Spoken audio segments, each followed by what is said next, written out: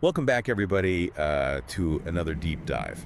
Today, we're going to be talking about the tragic plane crash that happened in Philadelphia just a few days ago. Yeah, it's just awful. You know, a Learjet 55 that was operating as a medical transport went down shortly after takeoff from Northeast Philadelphia Airport. Right, on January 31st. Yeah, 6 lives were lost. Really sad. The patient was a young child. Oh, wow. She was returning to Mexico after treatment here in Philadelphia with her mother. And on board the plane were also 2 pilots, a doctor and a nurse. It's terrible. And to make things even worse, it crashed near a residential area. Right near Roosevelt Mall. Gosh, that's just awful. I mean, when I think about it, what really gets to me is just how soon this happened after that horrible mid-air collision in D.C. You know? It's true. It makes you think about all the stuff surrounding air safety and, are we really doing everything we can to make sure these things don't happen? Right. Are there things that we could be doing better? And we're going to for sure dig deeper into the investigation later on in the episode.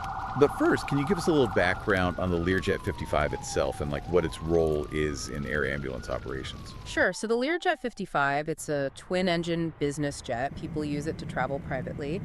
But it's also pretty common to see it in air ambulance situations because it's known for its speed and range. That makes sense. Which is, obviously critical when you've got a medical emergency and every second counts. Of course. But, there are some people who say that while Learjets are great when it comes to performance, they're not necessarily the best choice when it comes to safety, especially when you're talking about an air ambulance. Interesting. Some experts would say that there might be better aircraft out there that are better suited for these medical transport missions. That's a good point. And I think it leads us right into the next question, which is about the company operating this particular flight, Jet Rescue Air Ambulance. Yeah, they've been in the news before. Right, I feel like I've heard of them before. They're known for taking care of some high-profile patients. Like, remember when David Ortiz, the baseball star, got shot in the Dominican Republic?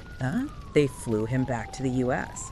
So they have a reputation for handling those big cases, but they also have a bit of a shaky safety record, including a crash just last year in Mexico that was fatal. Oh, gosh. So it's definitely understandable why people are raising concerns about their safety practices and whether there's something going on within the company that might have played a part in this tragedy. Right, something recurring that we need to be paying attention to. Yeah. And it's something that the investigators are going to be looking at really carefully, I'm sure. Absolutely. Now let's talk about the people on board. Yeah.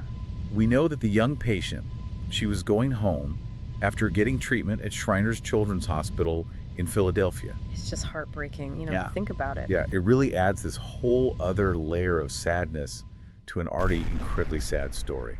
It's important for us to remember that every single person on that plane had their own life, their own story, people who loved them. The 2 pilots, the doctor, the nurse, these were all professionals dedicated to their work. Their families are now dealing with this unbelievable grief, and it's easy to get lost in the details of what went wrong with the plane, but we should never forget about the human cost. Couldn't have said it better myself, and so I guess that leads us into the investigation. Yeah. What can you tell us about what's happened so far and what the main things are that investigators will be focusing on? So the National Transportation Safety Board, the NTSB, they're the ones running the investigation, and they're going to be looking at everything from the plane's maintenance records to how experienced the pilots were and what kind of training they had. They're not going to leave any stone unturned. Right. And the weather is going to be a big part of it too, like what were the conditions like when the crash happened. It's a very step-by-step process, and it's going to take time to put all the pieces together. And while they do that, there's a whole community that's trying to cope with this horrible thing that's happened. I mean, there were people who saw the plane falling out of the sky. Yeah. That's a terrifying image, and it's something that's going to stay with them. You can't underestimate the impact of something like that, witnessing a plane crash. It's deeply traumatic. It's going to take time for people to heal, for sure. Absolutely. This is already proving to be a pretty heavy, deep dive, a lot to think about. A lot to unpack, yeah. The next part, we're going to dig more into the investigation and talk about some of the things that might have caused the crash and what it all means for air safety in general. Really important to understand not just what happened, but why it happened, so we can try to stop something like this from happening again. We'll be back with more in just a bit. It's, as we learn more about what happened, it really makes you think about how similar this crash in Philadelphia is to the one in D.C. In what ways? Well, you've got people dying in both of them. Right. Innocent lives lost. And in both cases, it raises these big questions about whether the safety procedures are really good enough. Yeah. And both communities, the people in DC and the people here in Philly, are just devastated. It's all so raw and painful. Yeah, it's like the 1-2 punch. It makes you wonder if maybe there's something deeper going on, something systemic that led to these two crashes happening so close together. That's a really interesting thought. Yeah. Are there specific areas where you see like a connection or an overlap between the two? Well, one thing that jumps out is air traffic control. Mm-hmm. In that DC crash, the early reports are suggesting that there might have been a problem with communication between the pilots and the controllers. Oh, wow. It's still early to say if something like that happened in Philadelphia, but it's definitely something the investigators are going to be looking into. Makes sense. The airspace around a busy airport, it's incredibly complex. There's so much going on. Oh, yeah. So many planes coming and going, and if someone misinterprets something or makes a bad decision, even for a second, it can be disastrous. It's a lot of pressure. It is a huge responsibility for those air traffic controllers. It makes me think, are there any new technologies or changes to how they do things that could help reduce the chance of human error in those really critical moments? Definitely, there's this program called NextGen. It's basically a big upgrade to the whole national airspace system. Okay. It uses things like satellite navigation and digital communication, which should make things safer and more efficient, but the rollout has been slow. Oh, so it's not everywhere yet. Right, and some experts are saying that we need to speed things up, put more money into it, and get it implemented faster if we want to see real improvements. It's like having the latest phone, but your internet connection is still dial-up. Exactly. So bringing it back to the Philadelphia crash specifically and the investigation, what can you tell us about those black boxes, the data recorders, and what kind of information they'll be able to get from them? Those black boxes are like the key to unlocking what happened in those last moments before the crash. They're so important. They have two main parts: the flight data recorder, which keeps track of things like how high the plane was going, how fast it was going, and its direction. And then there's the cockpit voice recorder, which records everything the pilots are saying to each other and any communication they have with air traffic control. Wow, so they really capture everything. The investigators are going to go through all that data with a fine-tooth comb, trying to figure out exactly what happened and if there were any warning signs or anything unusual that might have led to the crash. I bet that's a really complicated process. It is. How long does it usually take to figure out what all that data means? It depends on how damaged the recorders are and how much data there is to go through. Sometimes it can take weeks or even months to really analyze everything and get a clear picture. So while they're working on that, the families are waiting for answers. Of course, and they want those answers as soon as possible. Yeah. I can't even imagine what they're going through. It's tough because the NTSB, they're committed to doing a really thorough investigation and they don't want to rush things, but they also understand how desperate people are for information. So it's a balance. It is. They'll usually release some initial findings within a few weeks that might give some clues about what caused the crash. But the final report, the one with all the details and recommendations, that can take a year or even longer. It's important for them to be transparent, though. Absolutely. People need to know what's going on, and it helps maintain trust in the whole aviation industry. You're right, and it's not just about finding out what happened. These investigations can actually lead to improvements in safety. In what way?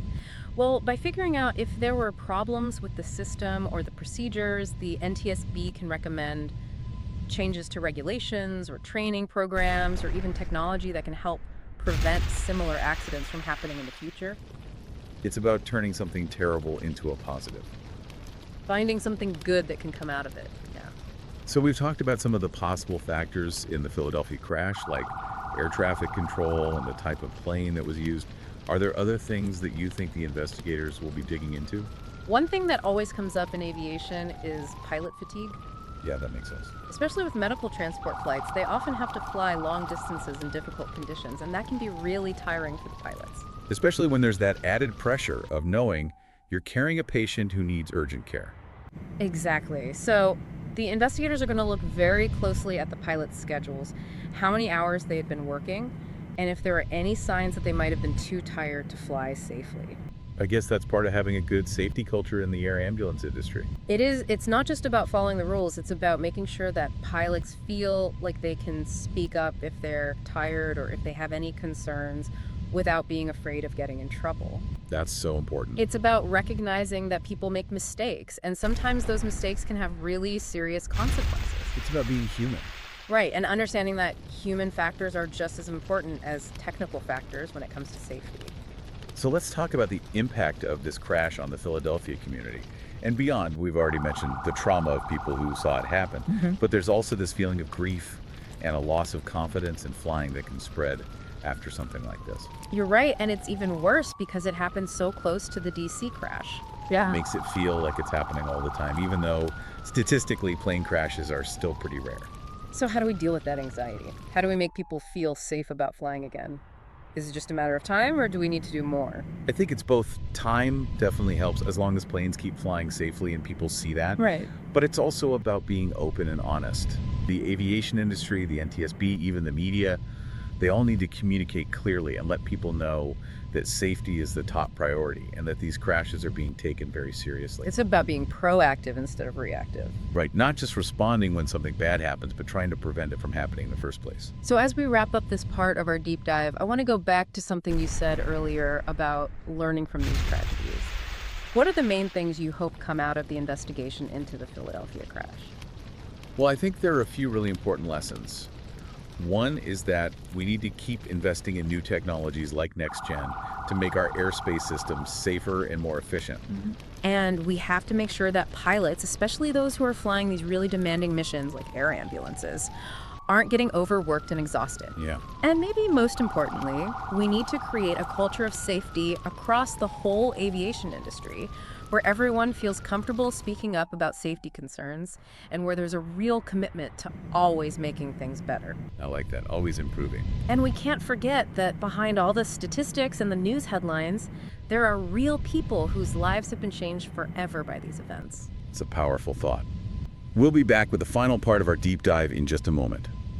We're back for the last part of our deep dive on the plane crash in Philadelphia. Yeah, It's been heavy stuff, but really eye-opening. it has. I want to kind of shift gears a bit and talk about the bigger picture of air safety.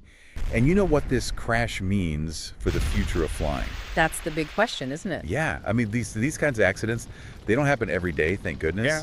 But when they do, it really makes you think about how safe we are up in the air. It's a reminder that we can't afford to take safety for granted, you know? Absolutely. So what can we do to make sure that we actually learn from this tragedy and that it leads to real changes that make flying safer? Well, one of the most important things is having strong regulations, and the FAA, the Federal Aviation Administration. Right. They're the ones who set the safety standards for airlines and the companies that build planes. So they have a big responsibility. Huge. And they need to be on top of things, making sure the regulations are up to date as technology changes and as we learn more about safety concerns. And speaking of the recent crashes, both here in Philadelphia and in DC, Yeah. do you think maybe we need stricter rules in some areas or more oversight to prevent these things from happening again? That's a hot topic right now. I bet. Some people are saying we need tougher rules about how pilots are trained and how long they can fly without a break, and stricter standards for maintenance, making sure those planes are in tip-top shape. But then others are worried that too many rules will stifle innovation and, make it harder for the industry to do its job. So it's a balancing act. Exactly. Finding that sweet spot between making sure things are safe, but also being practical. So it's not just about the rules then. Yeah. What else goes into creating a culture of safety in the aviation industry? Well, technology is a big part of it, like we talked about NextGen earlier. Right, the system upgrade. Right. It uses satellites for navigation. Yeah. And that's a huge leap forward in terms of safety. But it's not just about having the latest gadgets. Okay, so what else? It's about making sure that everyone in the industry feels like they can speak up if they see something that's not right. That's so important. Yeah, whether it's a pilot or a mechanic or an air traffic controller, they need to feel comfortable reporting safety concerns without being afraid of getting in trouble. Otherwise, things could slip through the cracks. Exactly, and that's how accidents happen. So it's about being proactive, not just waiting for something bad to happen and then reacting to it. Absolutely, it's about making safety part of the culture, part of the DNA of the industry. So as we wrap up this deep dive, I'm feeling hopeful. Yeah. As awful as this crash was, maybe we can learn from it and come out of it with a stronger commitment to safer skies. I agree. We can't eliminate every risk when it comes to flying, Of course. but we can certainly work to minimize those risks. And we do that through continuous improvement, making things better all the time, being really strict about oversight, and by all of us working together to make aviation as safe as humanly possible. Well said. Thanks for joining me on this journey. It's been great talking about this with you. To our listeners out there, keep the conversation going. Yeah, share your thoughts. Stay involved and stay informed, because aviation safety is something that affects all of us. And we'll be back with more deep dives into important topics soon, so stay tuned. And be sure to follow the podcast for more deep dives into important topics.